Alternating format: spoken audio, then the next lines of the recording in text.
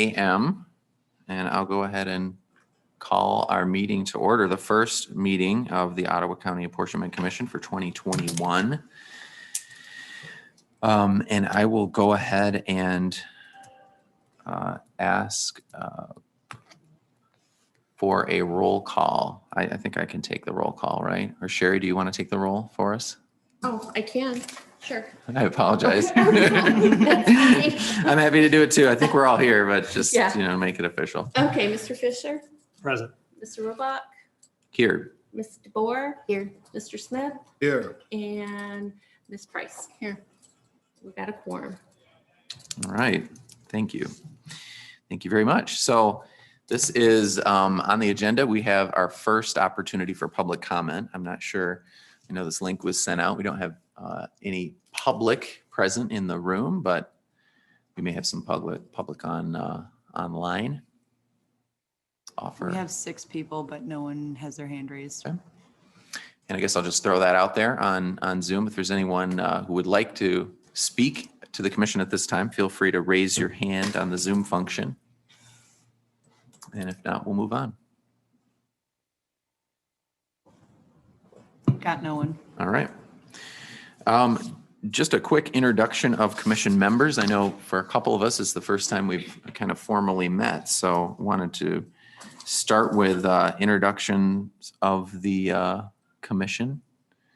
Lee, do you want to go first? We'll just go this way. Sure. I'm Lee Fisher. I'm the newly elected county prosecutor as of January 2021.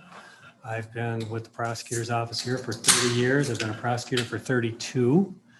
And this is my first apportionment commission duty, obviously. Ron France handled it before and left behind some very good notes for me that I think I'm going to find very useful. Justin Roebuck. I'm the Ottawa County Clerk. I've been county clerk since 2014. Worked with the county in the elections division since 2009. Definitely my first apportionment commission meeting as well. But did work in elections at the time in 2010 as we kind of went through the process of updating our voter records and so forth as a result of apportionment. So familiar with that piece of it. Yeah, live in downtown Zeeland. It's a great place. I have a 3-year-old and a 6-year-old. That's what keeps me busy. Rhett DeBoer, Ottawa County Republican Chair. And I live in West Olive. And of course, this is my first apportionment meeting also. Tim Smith. I'm the newly elected chair of the Ottawa County Democratic Party. I live in Grand Haven, lovely place, Lake Michigan, 6 minutes away. So I'll never leave this area. Living dream. I'm Amanda Price. I'm the Ottawa County Treasurer. I've been in this role for about 2.5 years. Was appointed to this position and then was elected last fall. I have not been a part of the apportionment piece, but I was part of redistricting in 2011 at the state level. I just went through that process when we redistricted. So that's my familiarity with it. Yeah. Oh, okay. Usually it stops there. Sorry. I'm Sherry Sales. I'm the Chief Deputy Clerk. I have been with the county for I have been with the county now for 34 years. So I have been through this process previously. Okay. I'm Katie Sims. I'm a clerk register specialist. Running all the Zoom side of stuff. Been with the county for going on 5 years now. So I don't know anything. And we'll hear from Shane later as well, but Shane Pavlak is with our GIS division and IT in Ottawa County, and he's awesome. Yeah, thanks to Sherry and Katie as well. They definitely keep a lot of things on track for our office and for me personally. So I had put on here, because previous agendas had also included this as well, distribution of materials. And I think, in our emails exchanges together as we prepped for this meeting in terms of just the materials, I think we all have this, but I wanted to make sure that this was available to the public as well. The Michigan statutes pertaining to county reapportionment or county apportionment, And that is here at each of our place settings, I guess. Shane, happy to give you my copy as well. I have extras. There's more copies over there. Oh, yeah, sorry. So, and we'll definitely, we can probably share that document too. One of the goals, at least on the clerk side, I feel like it would be easy for us to maintain a web page with commission documents and so forth. So we can definitely put that up there for public viewing. At this point, we are required by statute as well to elect a permanent chair of the commission, and I will open the floor to nominations for permanent chair. Are there any nominations? Yes. Mr. Smith? I nominate Justin Roebuck as permanent chair of this committee. I second it. I would. Any like other to propose nominations? a nomination. I would nominate Amanda Price to be chair of this committee. Do we have a second? I'm allowed to second that, and I would like to second it. I greatly appreciate the support for sure. I believe at this time, I had a conversation earlier this morning and just kind of indicated, yeah, a lot of irons in the fire in the county clerk's office, a lot going on right now. We currently have a vacant position in our elections division. We're hoping to fill very quickly. We're going to have to onboard that person. Just a lot going on, and want to make sure that I do my due diligence. And I think I would like to respectfully pull my name out of a nomination if that is appropriate to do. I think it is. But I genuinely appreciate the support. So we do. We have a nomination and a second for Amanda Price. Are there any other nominations? Any other nominations? Are there any other nominations? All right. So with one candidate, I think we can do this by voice vote, but I would say all those in favor of Amanda Price for chair of the County Apportionment Commission signify by saying aye. Aye. Aye. All those opposed? All right, and that motion carries. Thank you, guys. I think you can take it from here, Amanda. So I just want to make sure people can hear me because I'm pretty soft-spoken sometimes. We're on to the discussion of the rules of procedure. And in the packet, there is at least at the top of my packet, there's the 2021 rules of procedure right at the top. And I don't know if everyone's had a chance to review those or not. If you want to take a few minutes just to read through them really quickly, we can do that. Amanda, do you know, I do have a question. Do you know if these substantially the same ones that were used back in 2011? Yeah, I think They when appear to be, but I'm just, Yeah. have there been any changes that you're aware of? not that I was aware of, and I did do the same comparison of between 2021 and 2011. Unless the MCLs or something has changed substantially. I don't believe they have. I don't think so either. Same 7 paragraphs, technology, going down. 3 members of the commission represent a quorum at any meeting. A majority is required to take action. All meetings are held by open meetings. We are going to hold on to materials that are presented to us. We're going to be governed by the guidelines in state law. Any plans submitted to the commission shall include at least 7 copies of the proposed district map and general description of the proposed district. All census information sent by the state or the U.S. Department for the purposes of apportionment shall be kept in the office of the county clerk, and any technology the commission uses to assist the redistricting process will be available to individual members upon their request. So those are the same as the 2011.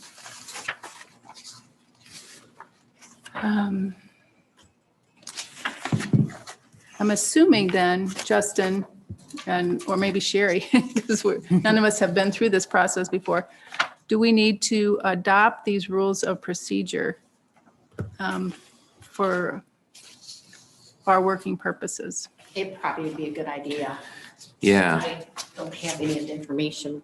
I think the statute calls for us to adopt rules of procedure. Okay. I'm not clear as to like whether or not, I mean, we have to do it at this particular meeting or if it has to be adopted before we actually dive into the work. Okay, But I know that one of the statutory requirements is that we meet to adopt rules of procedure. okay.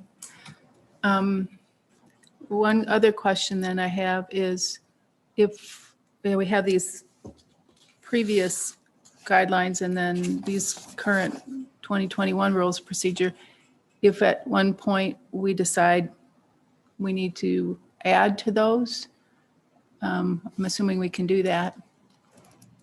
So, That makes sense. okay. What's the will of the group? Do you want to adopt those at this point? Or do you want to hold off until the next meeting? I have no issue with adopting them at this point. Okay. I believe they're essentially the same ones that worked in 2011, and they seem to work very well then. And Okay. I'm not aware that there's any changes that really need to be made. Yeah. And I just will leave it out there for, if we find something that we need to add at a later point, we can amend them and add that. So could I have a motion to adopt the rules, the 2021 rules of procedure? So moved. Second. All those in favor, say aye. Aye. All opposed, same sign. Motion carries. Okay. So now we have a discussion of the redistricting software options. Assuming that's you, Shane. Yes, I assume that's me too. This will be interesting. Yeah. There is a pointer on that podium for you. So I can point. So, all right. So, morning, everyone. So I've been tasked with coming up with some options that you could do using GIS. So let's see. Some of them are Esri-based tools, and these are the tools that my team would be most familiar with and most of the county would be most familiar with if you've ever used any of our GIS applications. They're all Esri-based. And they have a couple of different solutions for redistricting. So they actually have a whole complete web-based application software suite called ESRI Redistricting. And so this has everything that you need in it, the data sets, the tools, the being able to share easily between each other and with the public. So they've gone through and done a fantastic job of putting together a whole entire package. The pricing, I did email our representative from Esri, and it is $5,000 per user. But you could typically just get away with one person and have them do the drawings and stuff, and then sharing that out with the public. What's nice about it, it's in the cloud, so you don't have to worry about any downtime here if anything were to happen on our servers. It's all web-based and very easy for the public to access that information. And that does have a 21-day free trial. I don't know if that has any interest in taking a look at it before you decide if you're going to purchase it. So that is one option. There's another option. It's called Districting for Arcgis. So this is more of a desktop GIS-based application. So it's installed on one person's computer. You have to bring in your own data, and then you have to know how to use ArcGIS, which is Yeah, so they want somebody with a little bit of advanced GIS knowledge using that tool, but it is an option. So there's a little bit of what's the difference between the two. And as you can see, there's a lot of things about the web-based version that's a little bit easier to use. It's already got the user interfaces all made for non-GIS folks. If you have somebody on staff that is able to, with a little bit of GIS knowledge, then maybe the districting for ArcGIS tool is maybe the way to go. Obviously, there's a difference in cost. There's the pricing is like $5,000 total for the ESRI redistricting tool. The toolbar within ArcMap is, if you already have the ArcMap license, which we have some, the toolbar is free, but you just have to be assisted by somebody that has a little bit of GIS expertise. Then I did investigate some non-ESRI application options. Obviously, I don't have much experience with any of these other tools. I know with ESRI, we would be able to assist in, troubleshoot most anything. So there's a couple of options that I researched, and these are the ones that really kind of stuck out to me. There was Maptitude for redistricting. This is a subscription-based app, so it does have a cost to it too, but it's all geared around actually doing web-based redistricting also. And then the other one is, actually, this is a free and open source redistricting tool. Of course, then it's open source and the support may not be there that you need, but it is a free tool that's already built around doing the whole entire electoral map redistricting. So I did put together a spreadsheet that you may want to take a look at later that outlines all the different options that I found that are available. Anything from free to paid, exactly what you're going to get with that. Do you have to provide your own data? Is the data already loaded in the application? And then it has a bunch of information on what exactly can you export that out to? What format can you get that into the public's hands and stuff? So feel free to take a look at that. If you have any questions on, that, eventually just get back to me. And lastly, I think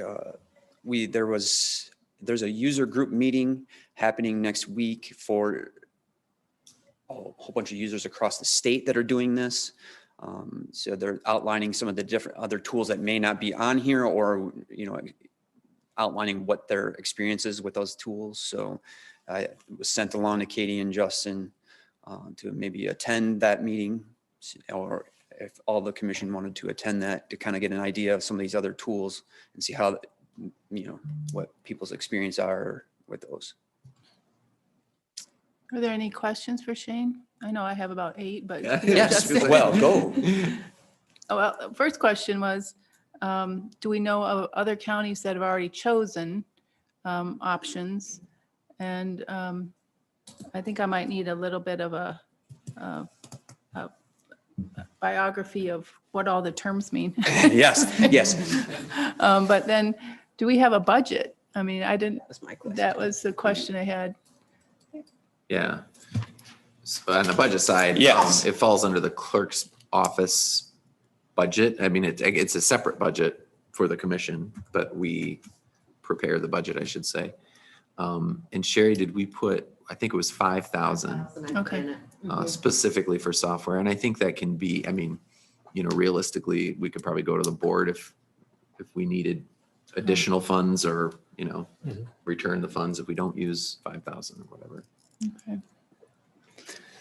So yes, do I know of any of the counties that have picked a GIS tool for this? I have not heard it. I think that's part of what the meeting next week is. It's all the different counties and cities and stuff that are meeting to kind of discuss what options are out there, and if anyone's chosen a particular path that they're taking with the application side of things. Okay.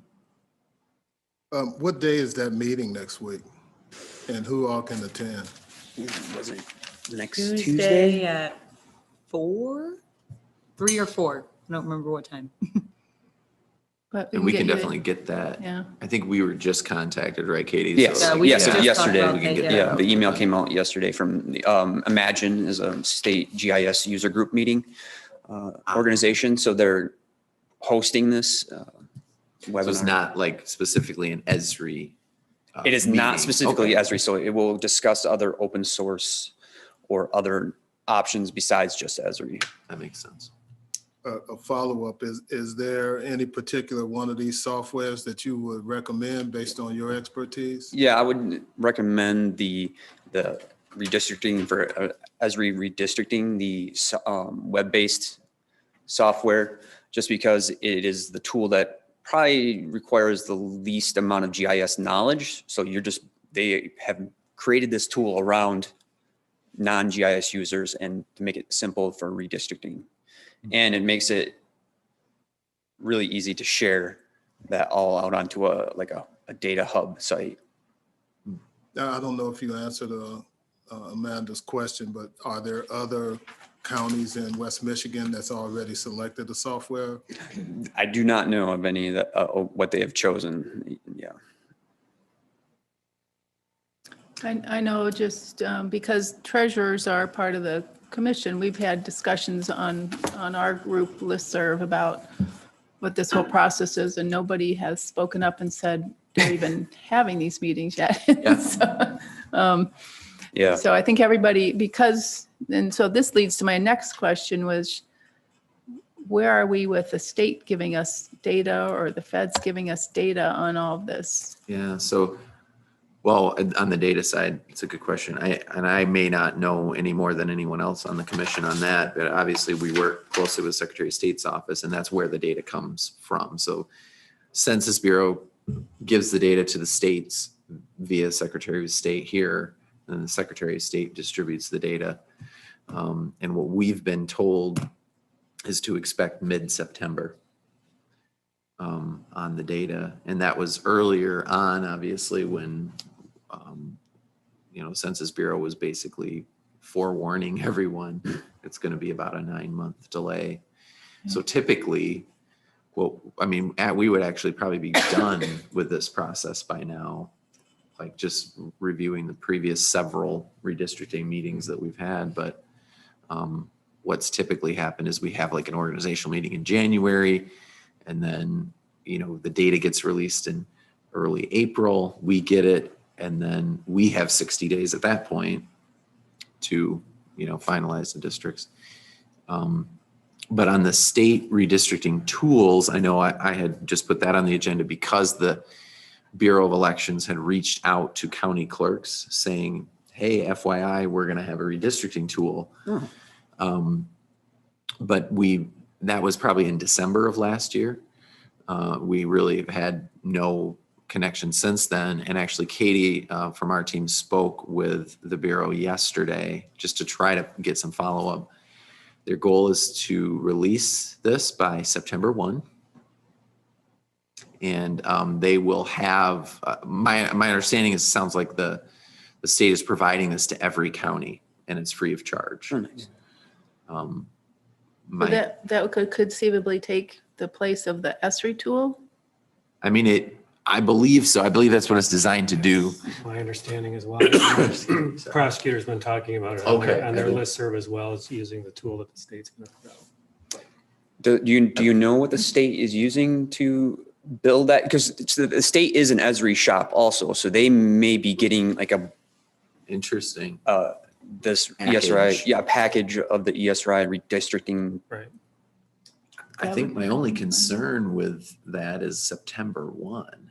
And, we obviously work closely with the Bureau of Elections, and, I understand, they are under a lot of deadlines. And they also have their own piece of this to worry about, right? They are very focused on the Independent Redistricting Commission, on, making sure that apparatus is that they're kind of serving that commission, obviously in their role. And I guess I'd just be a little nervous, I guess, about waiting until September 1, but. No, I agree. If it was coming out sooner, I'd feel a lot better about it. I worry that it would come out on September 1 and have a bunch of bugs that need to Right, get I worked think out. that's- And then we're behind the ball somewhere.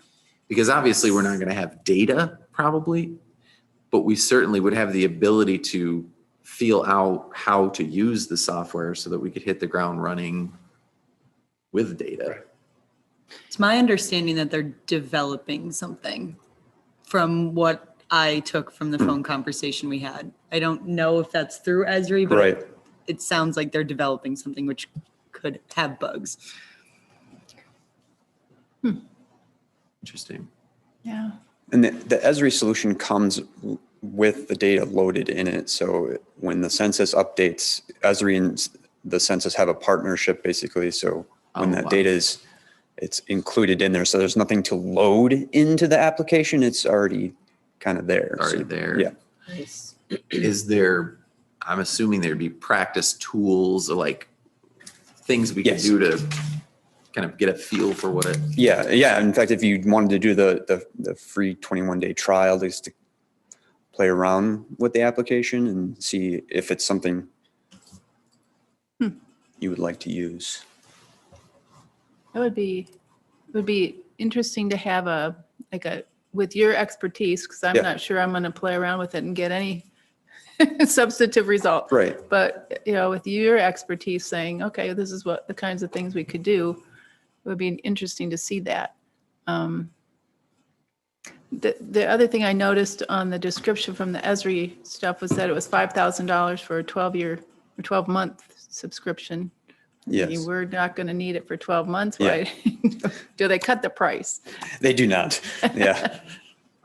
Yeah. They're basically, I don't know why they would even have it, why you would keep it around for another year until the next time. I mean, because it doesn't happen, every 10 years. So, Yeah. Unless somebody appeals what you've done or something, and yeah. could be. yeah, that's true. Are there, so I guess my understanding, I know that certain counties do this differently. In fact, I think Kent County has, they literally task each individual member with the responsibility for obtaining software to do this. And like every member is supposed to come with their own product or their own maps, obviously. I mean, and obviously under the statute, anybody can come with a map, including the public or whatever.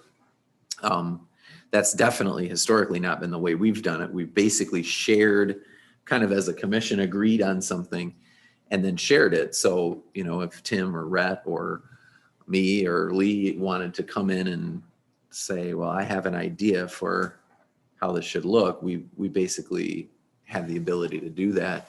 But I know, so you're saying it's based on user, and Yes. I just had a quick question because Yes. the rules, the last rule of our rules of procedures is any technology resources at the disposal of the commission for the purpose of assisting the process shall be available to individual members upon their request to the chair. So basically it's saying that the chair has to let us, use the software. Yeah. Would that be acceptable under their user agreement? I'd have to Or do check we with say, them. I'm asking the chair, Yes. to do this? make a version of, because you can make Yeah. multiple versions of the map. So it's not like you're like just Justin's version. You could have a Right. version for Lee. Okay. And I mean, the other option, I didn't know how this works. Like if you have to do the editing or if you can supply what you would like to see, because I could have task Rob also, Rob Royce, to help with this, and he could draw you just based off of what your input is, each Right. individual's input. I mean, I don't know if anyone else on the commission has worked with Rob. We may, probably in the political party roles, you may have also. Rob is amazing to work with. He helps us frequently in terms of, precinct boundary lines, for example, because we're dealing with the local clerks as they have to potentially redraw precinct boundary lines. And Yeah. it's been great because he does know Yes, the he's very process, familiar. right? He Yes. understands all of that stuff. And I've frequently sat down with him and maybe a local clerk and said, hey, what does this look like if you move this up here to this street? And how many voters does that leave us? And that kind of a conversation. But And he's obviously a GIS expert, and we already have that ARC map, so we would be able to take advantage of that free tool. But I just didn't know if that was, the process could work that way for you to work with Rob to do the maps, and then maps are provided to you and to the public that way. Well, it sounds like from this conversation, we're going to be in a fact-finding mode for at least a month. Yeah. Looking at that chart, maybe going to the user group Yes. next week, looking at the costs of all of these and the viability of the states. I don't want to be very, I just worry about it, that something's going to hit on September 1 and it's going to be fine, and that never works. Yes. So it sounds like we're just going to be in fact-finding mode. If the three of us who have access to other county and see what other folks are doing with the listservs, access that and just bring back that information.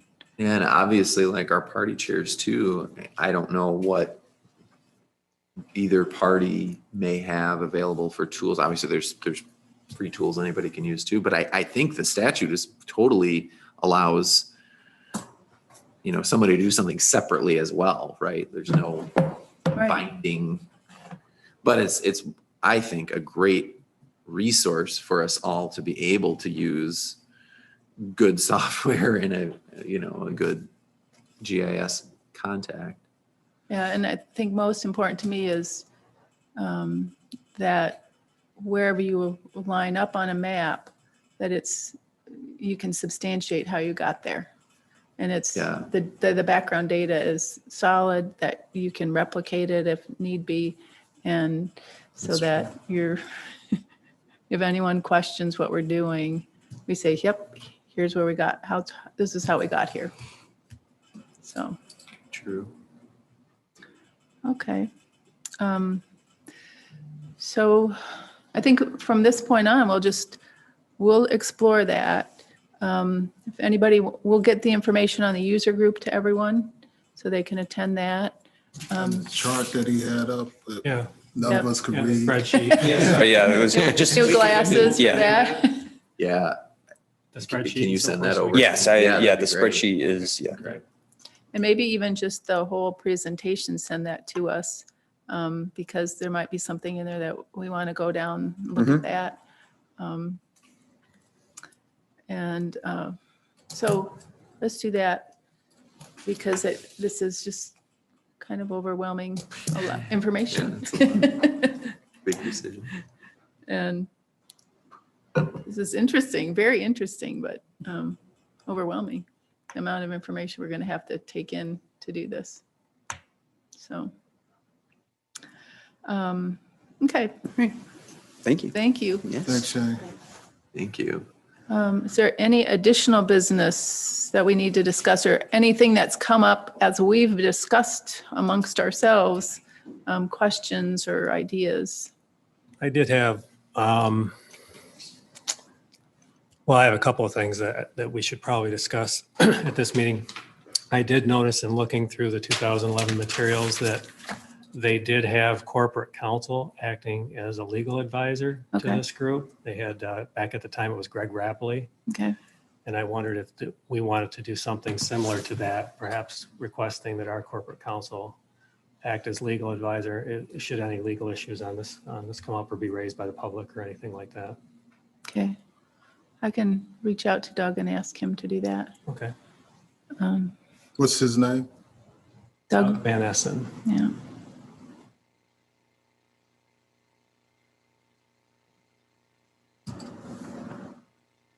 And I'm assuming we want him at these meetings. Yes, I did notice in looking through the minutes of all the other meetings from 2011 that the corporate counsel was always there. Okay. Very good idea. Anything else, Lee? Just dealing with frequency of meetings, maybe setting some sort of a meeting schedule up, that kind of thing, if we want to do that right now or not. I think that it's better to have a meeting than set a meeting and then try to reschedule, because Right. I'm assuming everyone here is super, super busy. So, Yeah. I don't know if we want to do like a calendar poll like Yeah. we sent out again. I'm sure. Sure. I'm happy to. yeah, let's look at Shoot. maybe a month out from now, because that'll give us enough time to take in a lot of this information and be a little bit better informed on all the software. And maybe by that time, some of the counties or some of the groups will have made some decisions about software and I learn a lot from other folks that said, yeah, this really works well for us. This has got problems with it. And so maybe that'll filter out as well. So, okay. That's all I had. Justin, anything from you that occurred to you as we were talking? I don't think anything additional yeah. I think it makes sense to take in some of the options for sure, and don't have to rush to make a decision, but I love the idea of being able to hit the ground running for sure. So At least familiarize ourselves. You're probably very familiar with it, all the software and all of that, but nope. a lot of us are. Just familiar with Rob. Yeah, just the terms and the language and GIS and all that, just to familiarize ourselves with it too. So, okay. Rhett, anything? Nope. Tim? The only thing I would add to Shane's presentation, which I really appreciate, is the first option, the ESSER redistricting software, does seem to be seamless, whereas we'll be actually getting the information directly from the Census Bureau. My concern, though, is if we had to have a user for each one of us, at the tune of $5,000, that seems to be a tad bit restrictive. Yeah, I will be checking with the state party and see what they're suggesting as far as software, so we can have that overall discussion when we meet again. Yeah, I appreciate that. Okay. Other than that, I don't think I have anything else. We do have, so I'll check back with Doug about attending the meetings. We'll do a doodle poll on our next meeting and looking at about a month out from now. And then, And when you're talking to Doug, I did notice that I went through the meetings of minutes of every meeting that they held, and the meetings were generally kept to about a half an hour. okay. So it's not, if you talk to him about his time commitment, things like that. I don't know if it'll be the same this time around, but that's what it was then. And we cannot meet. that sounds that sounds wonderful. Well, that'd be a good goal. I don't know if we can do it or not. We can't meet remotely because of the change with the COVID restrictions going off now. And but Doug could possibly attend remotely if he needed to. And I noticed that they generally would set their meetings for 5:30 on a Tuesday. Evening. Oh, really? It's usually on a Tuesday, and I believe Okay. it's at 5:30, So that the public could attend. right? Yeah, we could do something like that and have the option for remoting in as well. Okay. So we'll have to look at those. What's Yeah, I the, guess After August, the third Tuesdays for me won't work at 5:30. okay. Yeah, we could come up with a different day. It doesn't Yeah. have to be Tuesdays. I'm just saying that's what they did before. So, Yeah.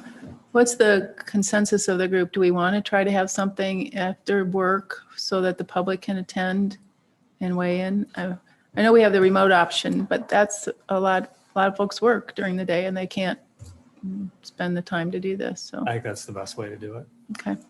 Yeah, I mean, I think my opinion is I love the idea of being as transparent as we possibly can be, and Mhm. making these meetings and the recordings of these meetings available. They'll be available on YouTube. That's how we've set this one up. I think that would be my preference going forward. I don't know what you guys think, but. Yeah. And then obviously we're giving people the opportunity to comment. Probably doesn't make sense to do it at a time when most people can. We will do that then. We'll look at early evenings, 5:30 or 6. Does either time work better for, I'm just thinking of people driving in from other parts of the county. They get out at 5. Does a 5:30 time work, or is a 6 o'clock time a little bit better? Well, if the public is going to attend and they can do so remotely, they don't have to drive out here. True. In 2011, I don't think they had anything like this set up online. I think people came out here in person. And there were public, people, Yeah. there were citizens and other comment. groups that were interested that did show up at the meetings and participated, so. Let's look at 5:30 meetings a month out, and I'll circle back with Doug. At this point, then, next public comment period. Wait, I have one more question. Did you say that for a quorum, we need to be here in person? Mhm. At least 3 of us. Yeah. And I don't think Justin knows better than I do, but with the COVID restrictions and laws changing, the remote option for even one member is not an option even any longer. Not if, because the law changed basically, so a member could tune in, but they just couldn't participate by voting. You can't vote remotely, right? Right, that's my understanding. Yeah, whereas I think before COVID hit, when I used to chair township board meetings, we would have members remotely call in and could participate in the board meeting, but not any longer. So anyway, okay. Katie, is there any other public comment at this time? Nobody has their Any- hand raised. Nope. Okay. Other than that, then I think with no other business before this group, I'll ask for a motion to adjourn. So moved. Or, sorry. All in favor, say aye. Aye. All opposed, same sign. Motion carries. We are adjourned. All right.